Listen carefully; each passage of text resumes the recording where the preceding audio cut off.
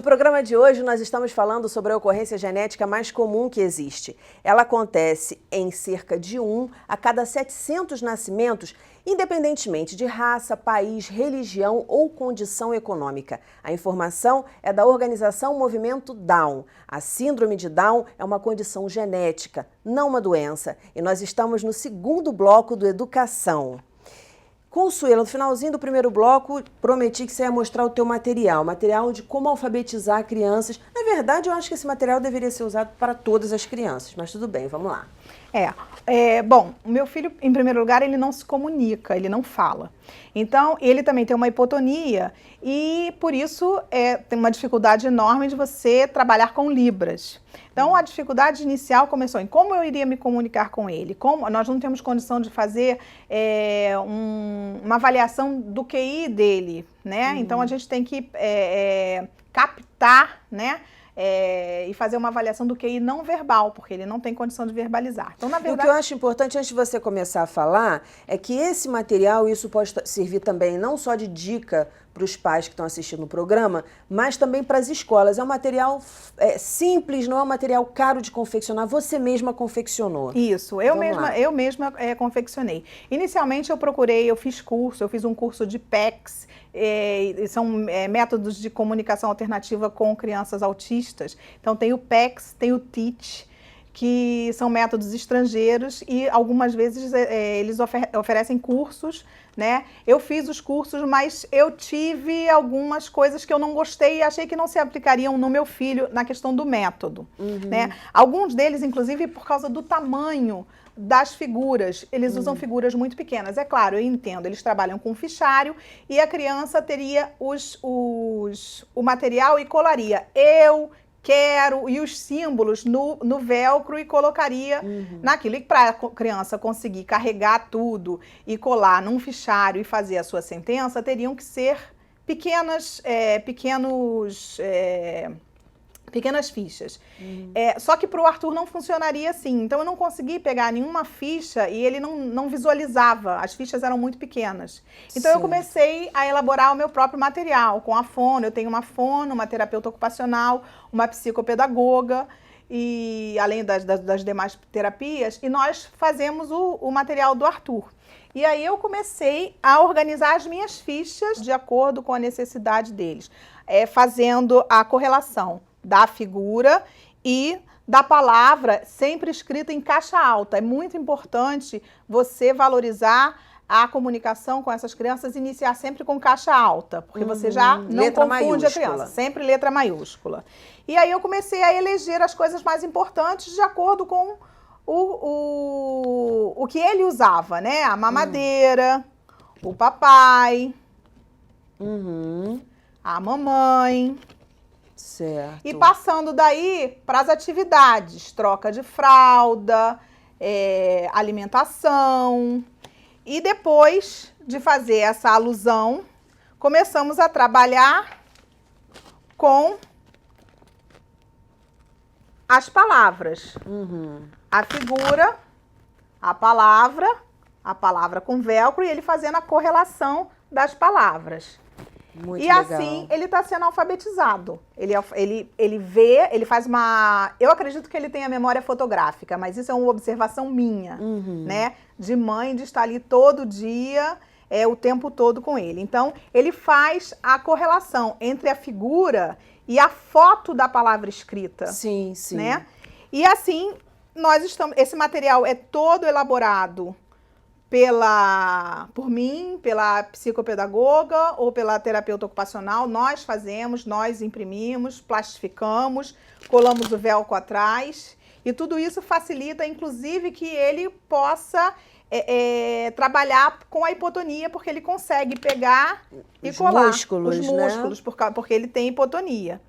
E nós também trabalhamos com, você fazendo o seu próprio material, nós conseguimos trabalhar com as figuras que ele conhece, com os desenhos animados que ele conhece, né? Porque a criança, ela tem uma fixação, ela tem aquele desenho, ela elege os personagens que ele gosta e tudo. E você percebendo isso, é muito importante você usar aquilo que o seu filho gosta para ele aprender mais rápido, né? Com certeza, é a afetividade, é a afetividade. Né? Então, tudo isso aqui é feito para o Arthur, foi feito para ele, pelas necessidades dele, e isso é que é maravilhoso na inclusão, é você poder perceber o que aquela criança especificamente precisa, qual a forma melhor de você conseguir ensinar aquela criança para explorar o potencial dela. Muito bom. Gonzalo, me diz uma coisa, como é que tem sido o estímulo do Gabriel? O que vocês têm feito em casa? O Gabriel, desde o princípio, vem sendo estimulado por profissionais, né? Isso é muito importante. Mas existem algumas fontes. Às vezes eu costumo falar assim, de repente não tem a condição financeira para que faça as terapias na quantidade mínima. Eu queria muito que você desse dicas sobre isso. O que é interessante? Primeiro, buscar no serviço público o que for possível, né? Existe uma ampla gama do serviço público ou de instituições que realizam, né, ou com parceria do serviço público ou mesmo de forma filantrópica, né? Então é importante buscar os profissionais. Os profissionais têm que estar ali, nem que seja um pouquinho ele tem que estar. Só que se falta às vezes, está num local muito distante, né? Está numa cidade que realmente não há o acesso àquele profissional por N razões, existem outras possibilidades. Hoje a gente tem a internet, né? Hoje, eu costumo sempre citar e dar como um caminho mesmo das pedras o site do Movimento Down. Né? O site do Movimento Down hoje, ele tem, e eu recomendo muito, um guia, que é um guia de estimulação. É um guia de estimulação para crianças 0 a 1 ano. Assim, esse guia é muito bom porque mostra para os pais como fazer. E aí você vai e pega o guia na internet. Tem no site. E aí depois você complementa com a série Crescer com Down, do Movimento Down, que traz a profissional mostrando. Então, existe algo estático, que é o guia, né? E existe também o visual. Isso tudo está no Facebook, está na internet. Então, às vezes o que eu falo, isso é muito importante. Às vezes falta a condição financeira, mas não falta a disposição. Se o pai, a mãe, os familiares tivessem disposição mesmo de correr atrás, curiosos que sejam, eles vão achar, por exemplo, no site do Movimento Down, o guia para baixar de download e vão achar também o vídeo, né, que traz as explicações. E para quem acabou de ter um filho, tem um outro guia que eu recomendo, que acabei não falando, que é o 3 Vivas para o bebê. Tá, assim, porque aquele momento inicial... 3 Vivas? 3 Vivas, é o guia 3 Vivas. Naquele momento que eu falei que poderia haver um luto, que poderia haver uma rejeição, que poderia haver uma dificuldade, ou pode haver um amor transbordando, porque de repente a pessoa recebe a notícia e aquilo cativa mais. Tem um guia chamado 3 Vivas, ali traz boas informações para quem acaba de ter o filho. E onde que acha? No site do Movimento Down. Tem legal. no Facebook, tem na internet, então assim, é fácil de achar. Tem outras instituições, como a Federação Brasileira de Associação de Síndrome de Down, que também atua. Tem o Carpe Diem, que agora não está mais atuando, mas que atua durante muitos anos e produziu muita coisa também ligada à síndrome de Down. Tem o Instituto Metasocial, que é muito bom, né? Tem tantas instituições que hoje fazem trabalhos, hoje e já fazem há algum tempo trabalhos tão sérios que ajudam muito os familiares. Né? Eu costumo falar que hoje com a televisão, um amplo acesso à televisão, né? com a internet, com as redes sociais, dá para caminhar, dá para dar um jeito, né? Mas o ideal é que você sempre tenha ali o profissional auxiliando. A escola, você ouviu um vídeo de você falando assim, eu garanto, é possível incluir sim, e a questão financeira também. A gente não vai entrar aqui muito nesse assunto, porque nós já fizemos um programa, já gravamos um programa sobre inclusão, mas é algo que você garante e dá para fazer por um custo tranquilo. Eu vou falar de novo olhando na câmera, que daquela vez eu falei olhando na câmera. Eu garanto que dá para fazer. Garanto que dá para fazer desde que você tenha as informações necessárias. Porque, assim, para começar, eu dou uma dica para todas as escolas, tá? Eu fui diretor de escola durante 5 anos, sou professor há 14 anos, eu sei do que eu estou falando, né? E fui diretor de escola de um segmento preparatório para pré-vestibular, então que é um dos segmentos mais difíceis em termos de inclusão, né? E o que acontece? A escola, quando eu dirigi, a gente já realizava uma inclusão e passou a realizar uma inclusão muito mais séria e os resultados foram cada vez melhores. Né? Houve uma melhora pedagógica e uma melhora social, coletiva. Né? Por exemplo, uma dica que eu sempre dou, que na verdade não é uma dica, é uma obrigação, é todas as escolas que pretendem pensar em inclusão têm que ter uma sala de recursos multifuncional.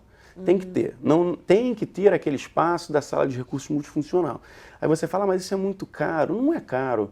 Por exemplo, existem diversos recursos já mostrados no programa de hoje pela Consuelo que são manuais. E aí eu penso numa seguinte lógica, quer ver? Vamos chamar a comunidade escolar, vamos chamar os pais, vamos chamar os familiares, vamos chamar os alunos e vamos criar uma semana de conscientização social.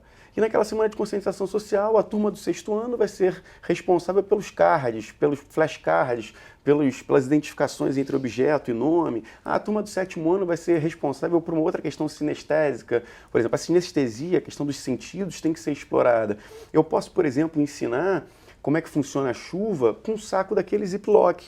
Eu coloco um pouco de água, fecho em cima, prendo numa parede com sol. O calor vai fazer com que a água evapore. Como o saco está fechado, vão se formar gotículas em cima do saquinho e depois vão escorrer pelo saco, vai aprender o que é chuva. Isso é educação inclusiva. Você traz concretude para o que é abstrato. Sim. O abstrato é difícil de entender. Quando você traz a concretude, você facilita a compreensão. E aí o que eu falo é, educação inclusiva só é inclusiva se é para todos. Se é para todos os alunos.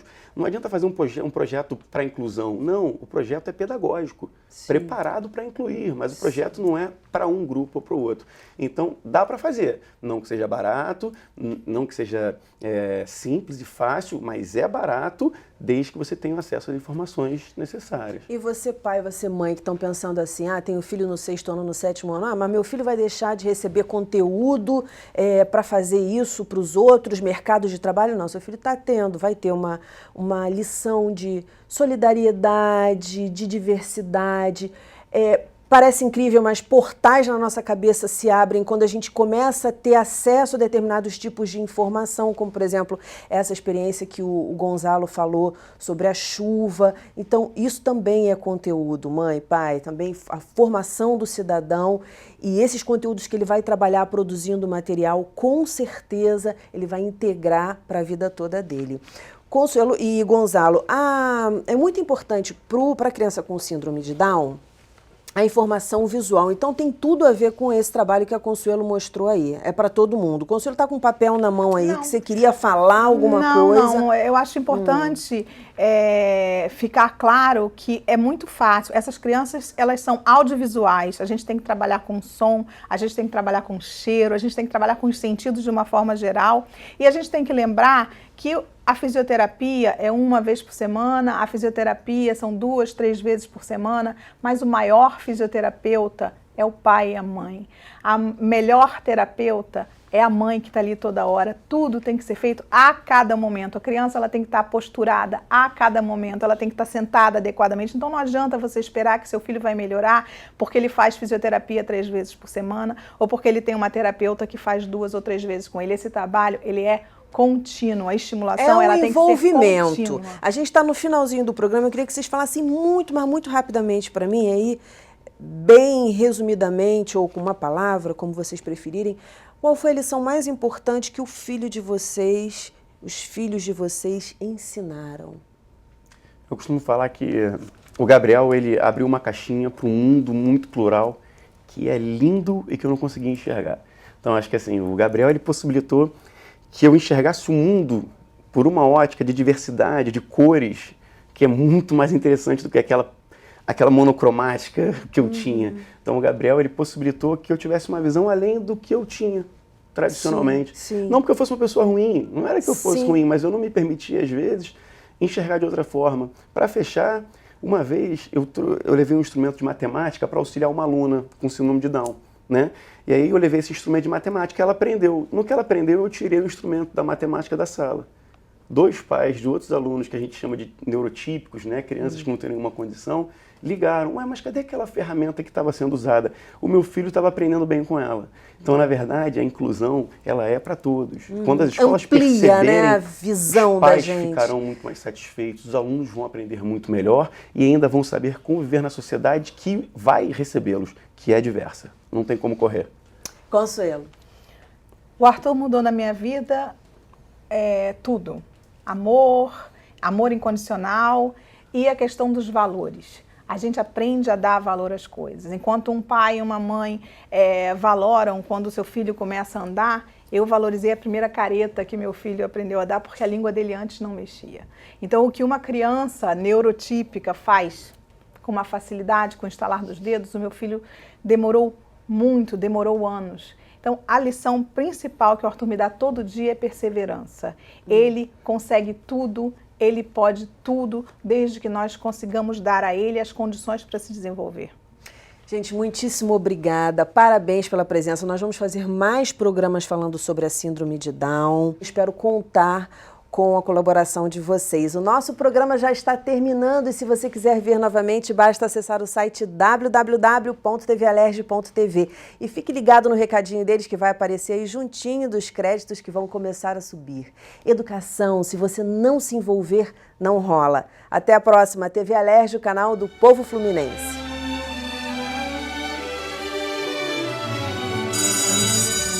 Quero ser cabeleireira. Beijo a todos. Qual é o seu sonho? Father. Fada? Porque fada é meu céu. Você quer ser uma fada? Sim. Por quê? É céu. Quer voar no céu? Sim. Oh. Você tem asas? Sim. Linda! Você engana.